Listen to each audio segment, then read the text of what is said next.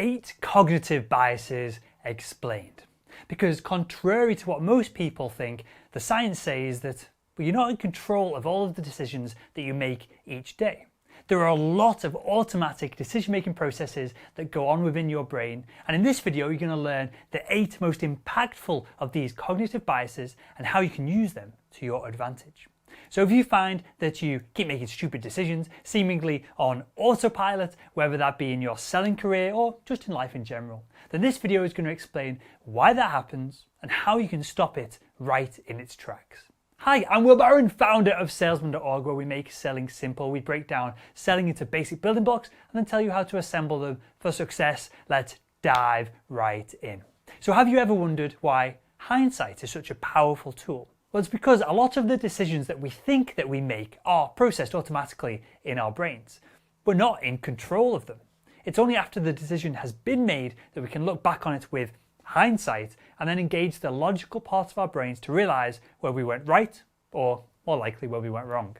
Our brain does this because it requires less mental energy to make quick, automatic, fast decisions than it does to ponder every single thing that we have to do each day. And our brains are more lazy than the average sales manager. No, but seriously, imagine if you had to think about the pros and cons of that big, huge truck that's hurtling towards you at 60 miles an hour as you walk across the street to go and grab that overpriced latte. It'd mow you down, you'd be flat before you even managed to pull out a pen and paper to think about creating 2 columns of benefits of jumping out of the way and benefits of getting flattened and allowing my wife to cash in on my life insurance. So with that said, let's jump into the 8 cognitive biases or shortcuts that each of our brains take every single day. So the first one is the anchoring bias. So this first cognitive bias, it's called the anchoring bias. It comes about because humans will always rely more heavily on the first lot of information that they receive to make decisions over any subsequent lots of information that comes their way after the fact. Now, the issue is, of course, that the first lot of information isn't always going to be the most reliable. For example, if I'm selling a product and I tell you it's worth $20,000 a month, then 2 days later I come to you with a somewhat credible story that I can now offer it to you for whatever the reason, for the low price of $10,000 a month. Well, it's going to seem like a complete bargain. This is because your judgment on what pricing is fair and reasonable is based on the initial information that you received. This is an example of how anchoring can be used as a tool of influence, because many organizations sell their products by anchoring a fictitious price that a product has never actually sold for first, and then they pitch you with the lower price afterwards to secure a deal. This can also be used a little bit more subtly as well. For example, if I ask you whether the tallest building on the planet was more or less than 1,000 feet high, well, I've already anchored this number in your brain, which is then going to skew your response to this question. So have a guess, pause the video and leave a comment below on how high you think the world's tallest building is. Have you left your comment? Well, if you commented a number between, say, 800 and 1,300 feet, then my question that mentioned 1,000 foot specifically, well, that skewed your number because the world's tallest building is in Dubai and it's 2,700 foot tall. It's cool, right? Next up, we have the availability bias. So the availability bias is when people tend to overestimate the importance of the information that they've already accepted versus any other information that might contradict what they think they already know. Okay, so a good example here is that a lot of people in the Western world consider terrorism to be a real threat to their safety. This is because terrorism is screamed in our faces from every angle all day through newspapers, TV, and of course, YouTube videos. Now, because of the availability bias, most people assume that you've got a real chance of being killed by a terrorist and something needs to be done about it. Well, the reality is that you're more likely to die from a coconut falling on your head or being struck by lightning than ever being attacked by a terrorist. Yet, most people don't seem to worry about those two things. In fact, if you live in America, you're 130 times more likely to be killed by a police officer, the people who are trying to keep you safe from terrorists, than dying directly from a terrorist attack. How crazy is that? Now, this cognitive bias works because most people do not make decisions based on facts. They make their decisions based on stories because they sink into our brains easier. This is an essential cognitive bias to remember when you're selling, as it suggests that you should blend facts about features and benefits with customer success stories to really leave an impression on your potential customer's mind that will then be hard for a competitor to change because you implanted it first. Next up, we have the bandwagon bias. And this is shown in the way that people tend to believe what other people already think. Because people like to be part of a crowd rather than, well, nervously looking on as they make a decision that does not fall in line with everyone else. This is incredibly important in sales. So if you can position yourself as either the industry standard product, or if failing that, because you're obviously not the industry standard product, you can position yourself as the hot new startup service or product that everyone is flocking towards, then instantly you're given an incredible amount of credibility. Because if everyone is using your product or running towards it, it must be the best, right? Well, of course, maybe, but that's how the potential customer will see it because of the bandwagon bias. This bandwagon effect is especially devastating when you look at the financial markets, for example. The world economy can technically be in a recession for months or even years before the average person pays attention to it. But when people start selling their shares, it encourages, through the bandwagon effect, other people to sell their shares. The price of stocks rapidly goes down, which causes a scare, in which case more people start to panic, sell shares and stocks, and this amplifies into a situation which leads to a full-blown market crash. Now, the bandwagon bias is in play here because people aren't selling their stocks because they've analysed their portfolio and the companies they're invested in and its performance, and they've concluded that now is an excellent time to sell. They're selling because everyone else is doing it, and so they feel like they should do it as well. Next, we have the decision bias. This explains why people tend to defend themselves once they've committed to a decision. This defensive stance is essential for sales professionals to understand because, well, if you annoy a potential customer and they flippantly say that they're never going to do business again with you, well, they're unlikely to change their mind in the future because of this bias. Another example of this is what people call fanboyism. And you can see this with all the nerds that love Apple products, such as the iPhone or the MacBook. Now, these devices feature-wise, well, they're not very different from the competition.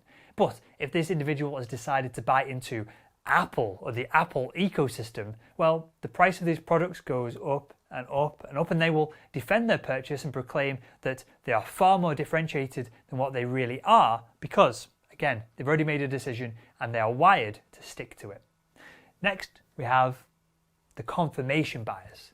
This is displayed by the fact that people will search for information and they will pay attention especially to content that confirms what they already believe. So if you're born into a religious household, you are substantially more likely to follow the religion of your parents, at which point you're far more likely to watch YouTube content about that religion. You're far more likely to have friends in the same religious group, and so on and so on. The flip side of this, which is interesting, is that religious individuals typically haven't chosen their religion. It was dumped onto them as a child and they never bothered to question it or research other religions that, with hindsight and critical thinking, they may be more appropriate for them. Or maybe they realise that religion isn't for them at all. You see this an awful lot as well, this bias, this confirmation bias, with the world of health and fitness. For example, if you enjoy drinking red wine, which I do, your brain will pay attention to all the scientific publications that suggest that maybe a little bit of red wine is good for you. But if you think alcohol is bad, then you're naturally going to pay more attention to the studies that show links between alcohol and cancer. So to combat this bias, make sure that you're genuinely open to the opposite side of the discussions that you feel naturally inclined to be one-sided on. Otherwise, you're going to also fall into what we call the ostrich bias.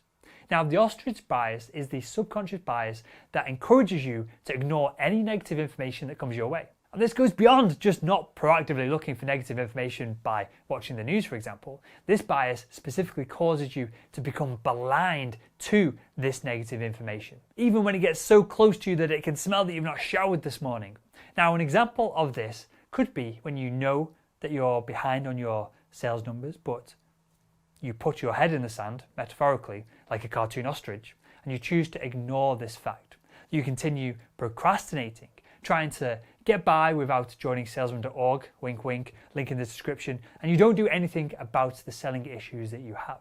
We do this because in the short term, this bias can actually relieve a little bit of stress that you might face if you embraced the gravity of the situation. But over the long term, this bias always makes things worse. Next, we have the outcome bias. Now, the outcome bias skews your thinking based on the past. This happens because people judge the effectiveness of a decision based on how things turned out previously. Because of this, people very rarely examine the conditions that existed at the time when the decision was made. Instead, they evaluate the performance of the decision solely on the end result.